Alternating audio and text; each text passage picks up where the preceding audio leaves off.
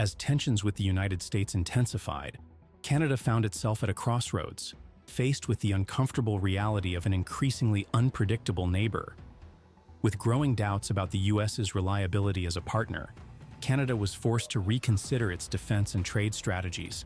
The relationship, once built on decades of close cooperation, was now fraying at the seams due to aggressive US tariffs, threats to Canadian sovereignty, and Trump's foreign policy volatility. In response, Canada sought to diversify its defense and trade partnerships, with a specific focus on reducing its historical dependence on the United States. In particular, the Canadian government began to look more closely at Europe and Asia for alternative defense collaborations, trade agreements, and technology exchanges.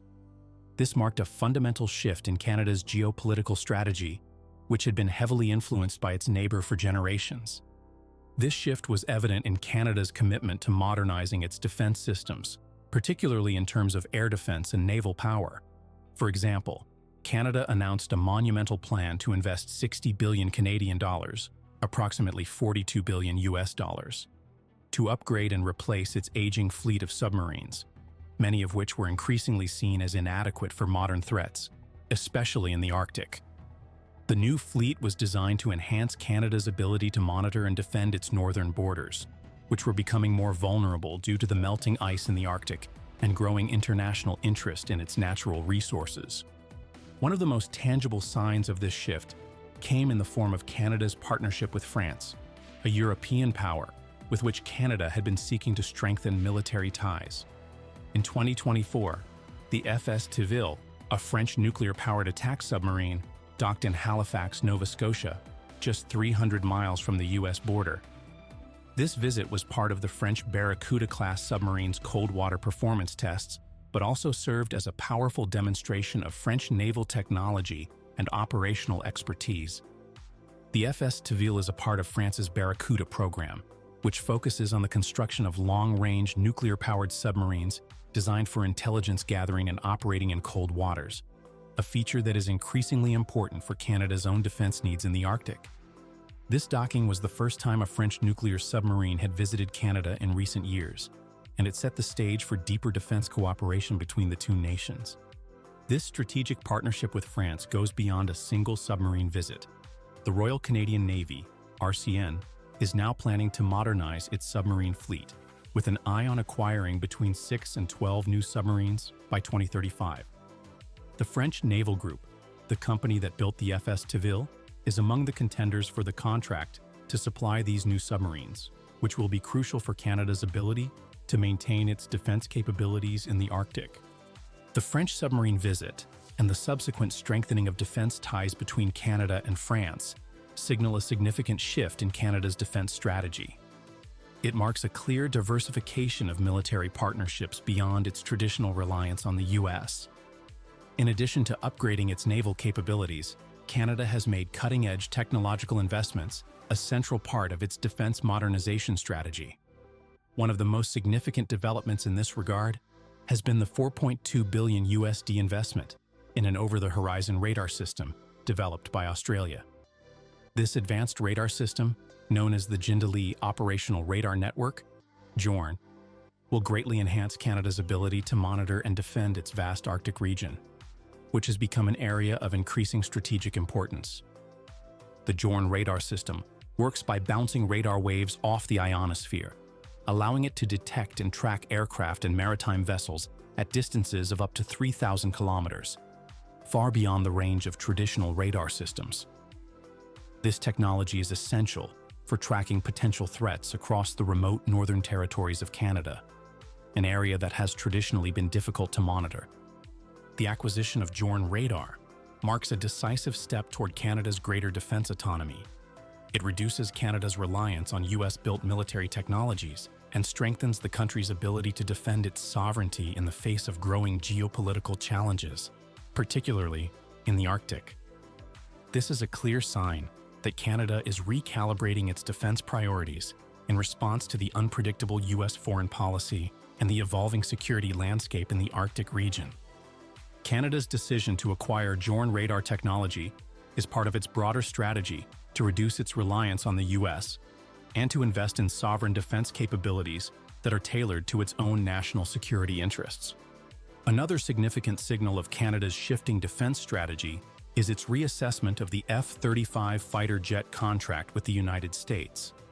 In 2023, Canada signed a deal with Lockheed Martin to purchase 88 F-35 jets for $19 billion. However, due to the growing tensions with the US and concerns over President Trump's policies, Canada is now reconsidering whether the F-35 is the right fit for its defense needs. The F-35 is a stealth fighter jet designed to provide cutting-edge air defense capabilities. However, the uncertainty surrounding US foreign policy and its potential impact on NATO alliances have led Canada to question whether it should continue with the F-35 program. Recent developments, such as Portugal's cancellation of its own F-35 acquisition, have added fuel to these concerns. The F-35 controversy highlights a growing shift in the way Canada views its military procurement. Canada, traditionally a strong ally of the US, is now looking at alternatives to US-made military technology, signaling a broader realignment of its defense priorities. Canada's reassessment of the F-35 contract is a clear indication that the country is moving away from US-led military initiatives and seeking to diversify its defense partnerships with other nations that offer more stability and alignment with Canada's national interests. The Arctic region has become a central focus of Canada's national defense strategy. With the effects of climate change causing the ice to melt, there is growing international interest in the Arctic's vast natural resources, such as oil, gas, and minerals. As the ice recedes, the Arctic is increasingly becoming a focal point for geopolitical competition, particularly from Russia, which has made aggressive moves in the region. For Canada, the Arctic represents not just an environmental challenge, but a strategic priority. The country's sovereignty over its northern territories is at risk, and the growing interest in Arctic resources makes it even more vulnerable to territorial incursions from external actors, especially Russia. In response, Canada has doubled down on its commitment to defend its Arctic territories. Canada's investment in Joint radar and other defense systems reflects its growing concern over Arctic sovereignty. The country is also increasing its naval presence in the region and enhancing its search and rescue capabilities, particularly as the area becomes more accessible to ships navigating the melting ice. The ongoing tensions between the US and Canada have raised serious questions about the future of their military alliance. NORAD, the North American Aerospace Defense Command, has long been the cornerstone of US-Canada defense cooperation, providing shared aerospace defense and early warning systems for North America. However, with the growing rift between the two nations, the future of NORAD and joint defense operations is uncertain. Canada's increasing focus on self-sufficiency in defense, illustrated by its purchases of French submarines and the Joint radar system, signals a reduction in reliance on US military technology and joint defense initiatives. This shift could have far-reaching consequences for the effectiveness of NORAD, which has traditionally relied on seamless cooperation between Canadian and American forces to protect North American airspace. In response to growing tensions with the United States, especially following the imposition of tariffs by President Trump, Canadian Prime Minister Mark Carney has announced that Canada is working toward having free internal trade across all provinces by July 1st, 2025. This move is part of Canada's broader strategy to reduce its dependence on the US in the face of mounting trade barriers. The US tariffs, which have been imposed under questionable justifications, such as claims about immigration and drugs, have pressured Canada to seek new avenues for economic growth. Carney's initiative aims to establish a more unified and independent Canadian internal market, fostering trade between provinces without the complexities and barriers that traditionally hindered interprovincial commerce. Canada's efforts to implement free internal trade signify a critical step in reducing vulnerabilities to US economic policies and will strengthen Canada's economic resilience by fostering domestic collaboration and reducing external dependency. President Trump has made headlines again with a major policy decision that revokes the legal status of 530,000 immigrants from Cuba, Haiti, Nicaragua, and Venezuela. These individuals, many of whom had temporary protected status, TPS, in the US, now face the looming threat of deportation due to changes in immigration policies. This decision reflects Trump's ongoing hardline stance on immigration and comes at a time when political tensions are already high in the U.S. The revocation affects many immigrants who have been living and working in the U.S. for years, contributing to the economy and communities. Critics argue that this move is a continuation of Trump's broader approach to reducing immigration and asserting stricter borders, especially concerning countries that the administration perceives as unstable. The revocation of TPS status for over 500,000 individuals sends a strong message about the Trump administration's stance on immigration, marking a significant shift that will have both social and political ramifications in the U.S. In a developing legal case, a federal judge has questioned whether to extend the block on the Trump administration's deportation policies, which were put in place to prevent mass deportations of individuals in the U.S. under the administration's controversial expedited removal program. The judge expressed frustration over the administration's legal tactics, criticizing their handling of the case and labeling the arguments as disrespectful. This legal battle is crucial, as the deportations could potentially affect millions of immigrants living in the U.S. under various legal statuses.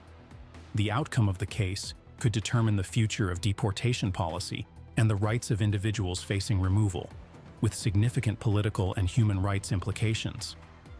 The ongoing legal battles over deportations reflect the deepening divisions over immigration policy in the U.S. and could set important precedents for future policies and court rulings regarding the treatment of undocumented immigrants.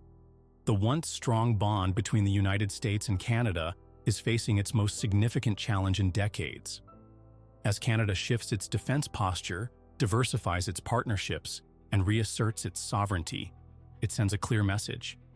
Canada is no longer content with being just a neighbor to the U.S. The coming years will define the future of Canada's foreign and defense policies. Will it embrace autonomy, or will it return to its old ways? The world is watching closely as this pivotal moment unfolds. In a surprising turn, Canada has chosen to cancel a $19 billion deal with Lockheed Martin to acquire 88 F-35 fighter jets, a decision that is part of a broader shift in its defense and trade relations. This represents a major shift in their defense strategies, pulling away from traditional reliance on the United States and looking toward Europe for military and economic partnership.